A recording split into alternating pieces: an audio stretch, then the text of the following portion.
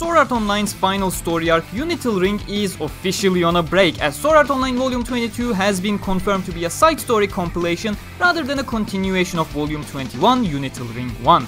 Welcome everyone, it's me GamerTorque, your best source of Sword Art Online news on YouTube, so let's get into details. There isn't much, to be honest. This is gonna be a short video and some comments by Reki himself regarding Volume 22 and Unital Ring as well towards the end. You can use timestamps to jump to specific pieces of information in the pinned comment.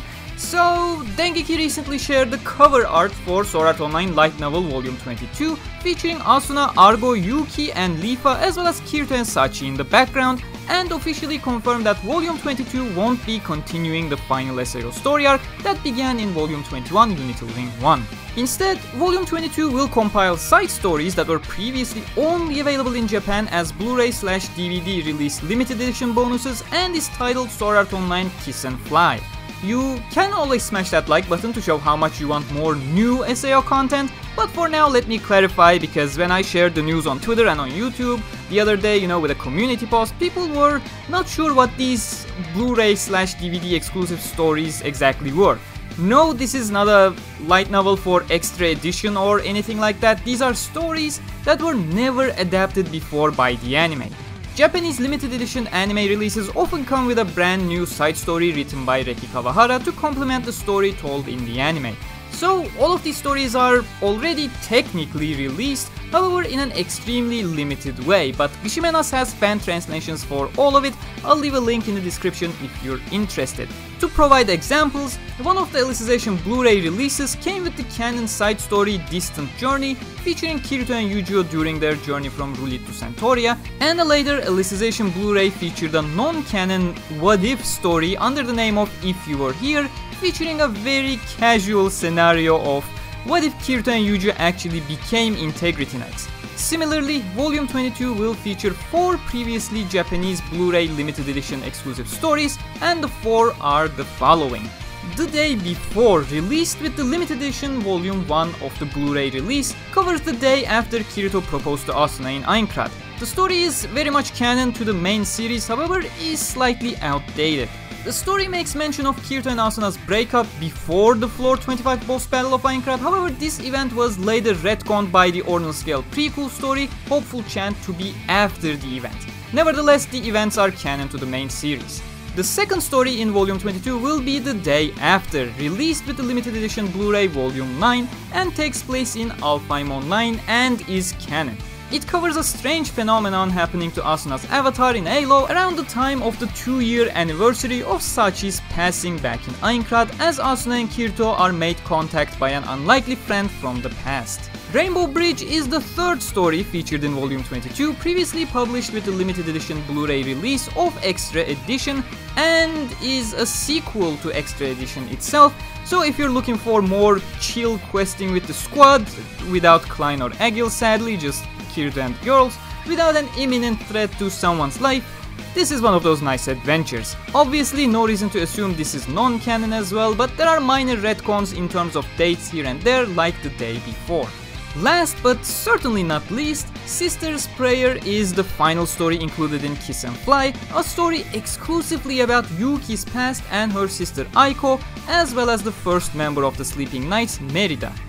This story was released with the Season 2 limited edition Blu-ray Volume 9 to work as a background for Yuki, which can be argued was just an excuse for Reki to keep damaging you emotionally, as if Yuki's story in Mother's Rosario was not heartbreaking enough. Again, this story is very much canon and is the most intriguing in my opinion inside Volume 22.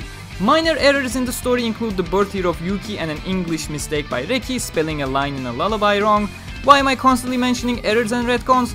Well, because according to a preview shared by Dengeki, these mistakes from the original side story releases are in fact not fixed for the full release, so they may cause confusions if you don't know about them. In terms of retcons, the most recent story takes precedence, and the fact that these stories are being compiled into Volume 22 does not really make them more recent than they actually are, than the likes of Hopeful Chant for example. Anyways, on to Reki Kawahara's train of thoughts of Volume 22, Kiss and Fly. He says that the volume name is a reference to places at airports, which is quite fitting, at least if we consider half the stories that are included in this volume. He said he would share more in the afterword of the volume regarding this. As for the next installment of Unital Ring, he has claimed that he has been working very hard to release the next Unital Ring volume as close to V22's release as possible, which is encouraging for sure. It's quite natural though, the guy is having serious busy time at the moment, focusing on 4 separate series: Mainline SAO, SAO Progressive, Axel World and Isolator, as well as writing side stories during the year for Blu-ray releases, especially considering that he is no longer adapting his web novel into light novel as Alicization is over.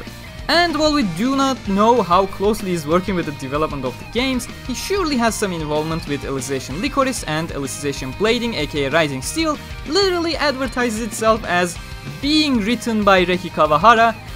It seems like he is way over his head at the moment.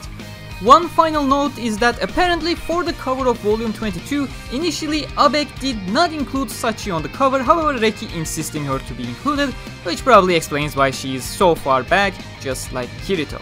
But we got a busy week ahead of us in terms of SAO news. A lot of anime and main canon reveals arriving very soon, as well as a new trailer for War of Underworld, most certainly featuring the new opening and ending song reveals, as well as an official confirmation for that 12 October release date. We got major Alicization Lycoris news to arrive from Tokyo Game Show 2019, so for all of that and more, make sure to subscribe and hit that bell icon and receive the most reliable news on Sword Art Online as soon as they arrive. Here's your reminder that the 25k sub merch is available on my Teespring page, link in the description, and if you're a patron or a YouTube member, please check your respective member-only feed for that $2 discount code. As always, thank you very much for watching. Please don't forget to leave a like before you leave. Huge thanks to all of my patrons and YouTube members as well. Until next time, stay cool.